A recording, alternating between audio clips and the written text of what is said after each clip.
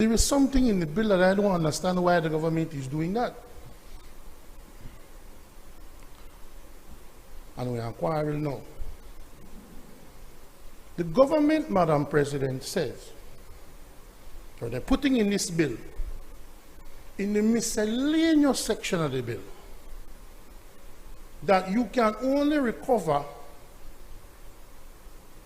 what they call dirty property, for lack of a better way to put it, or you can only go after people for unexplained wealth within the last 12 years. Why stop there?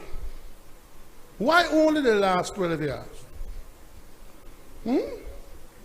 Or you can apply to the court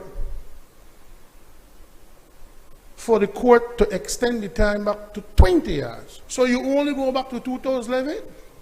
No. What I'm saying is that if you really want to be transparent and you want to cover everybody, have no limitation. Let's go all the way back. Because there are people from some governments, who still live off of their money, And I'm very much supportive of what this bill is trying to achieve with respect to trying to recover government assets that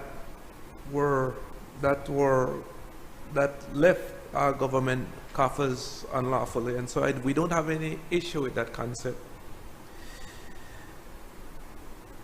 But going over the bill, Madam President, I struggled with certain things. I really struggled with the concept of whether or not we were dealing with a criminal matter or a civil matter.